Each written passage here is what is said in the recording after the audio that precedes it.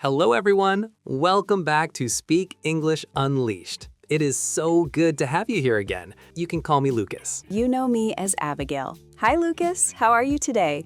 Are you ready for part 4 of our big 50-sentence challenge? I am ready, Abigail. I am excited. In part 3, we finished our lunch. We had pizza and salad. Now it is the afternoon. The sun is still shining, but the day is moving toward the end. That is true. This part of the day is very interesting.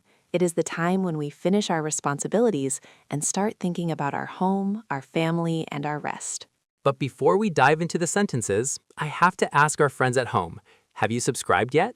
If you are learning new words with us, please subscribe to the channel.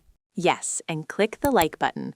Every like helps Lucas and me to reach more people who want to learn English just like you. We want to build the best English community on YouTube. And remember, we love your comments. In the last video, you told us about your lunch. Today, we want to know about your favorite food at the supermarket. But let's save that for later. Abigail, are you ready for sentence number 31? I am ready, Lucas. Let's go. After lunch, I go back to my desk. But sometimes, before I start working again, I stop at the coffee machine. There, I talk to my colleagues. Sentence 31. Oh, the social moment of the office. I talk to my colleagues every afternoon too. It is important to have a good relationship with the people you work with. Lucas, what do you talk about? Usually, I talk to my colleagues about small things. We talk about the weather or a new movie on Netflix.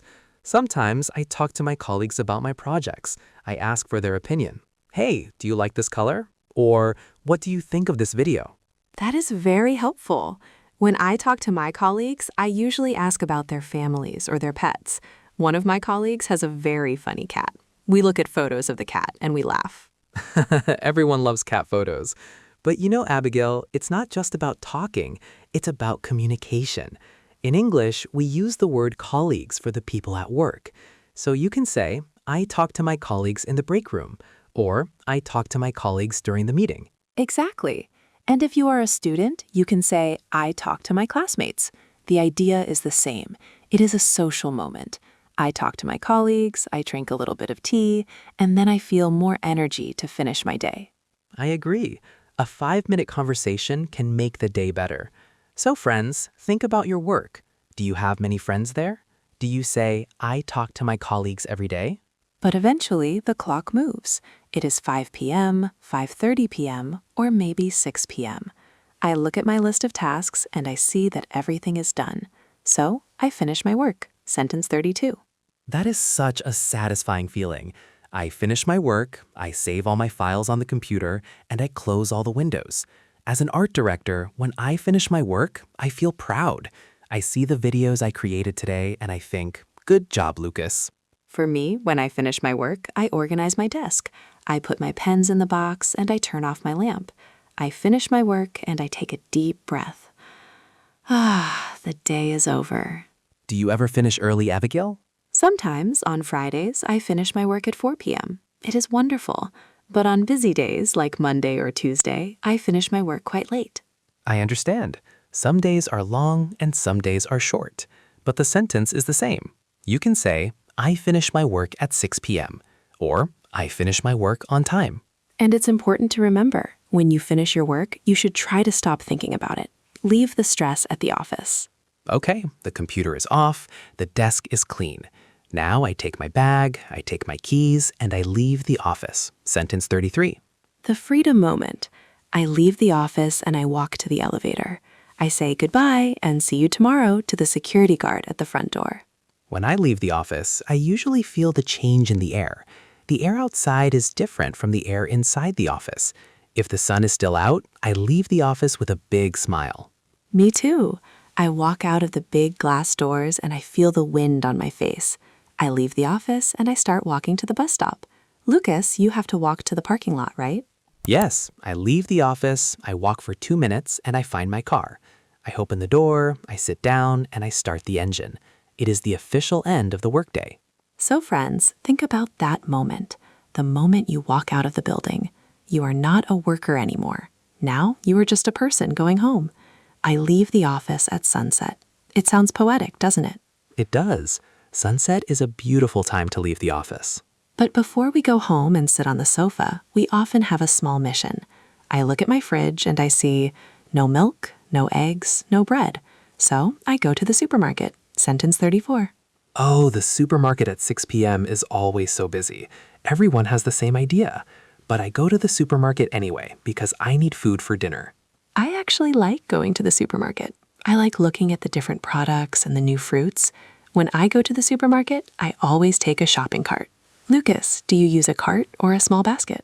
If I only need 2 things, I use a basket. But usually, I go to the supermarket and I buy many things, so I need a big shopping cart. I walk through the aisles. The fruit aisle, the bread aisle, the frozen food aisle. I have a list on my phone. When I go to the supermarket, I check my list. Apples? Yes. Rice? Yes. Chocolate? Definitely yes. Chocolate is very important. So remember this sentence. I go to the supermarket to buy food. It is a very common part of our routine, maybe 2 or 3 times a week. And it is a great place to practice English. You can look at the labels and the names of the vegetables. I go to the supermarket to practice my vocabulary. Now that I am inside the store, the action is I buy some groceries. Sentence 35. Groceries is a very important word in English. It means the food and the things you buy for your house. So I buy some groceries, like pasta, tomato sauce, and cheese. I usually buy some groceries that are easy to cook. I am tired after work, so I buy things that are fast. Today, I buy some groceries for a nice salad and some chicken. I also have to buy some groceries for my cat. I buy cat food and some treats. My cat is very happy when I come home with the groceries. I bet. Do you usually buy a lot of things, Abigail? It depends. Once a week, I buy many groceries. I buy big bags of rice and many bottles of water. But today is a top-up day. I buy some groceries just for tonight and tomorrow morning. I see. I go to the cashier, I pay for everything, and I put the bags in my car. Now I buy some groceries, and I'm ready to finally go home. This is my favorite moment. I have my keys. I arrive at my door. I hear the sound of the lock. Click. And then I come home. Home, sweet home. When I come home, I feel a big sense of peace. The house is quiet, or maybe the dog is barking because he is happy to see me. I come home, I put my bags on the kitchen table, and I say, I'm back. When I come home, the first thing I notice is the smell of my house. It is a familiar and comfortable smell. I come home and I close the door behind me. The world stays outside. That is a beautiful way to say it, Abigail. I come home and the world stays outside. For many people, this is the best part of the routine. You finish your work, you finish your shopping, and finally, I come home. Lucas, what is the time when you usually come home? Usually, I come home at 7 p.m. If the traffic is bad, maybe 7:15 p.m. But I always feel happy when the day is finished and I come home. Now that I am inside, I need to be comfortable.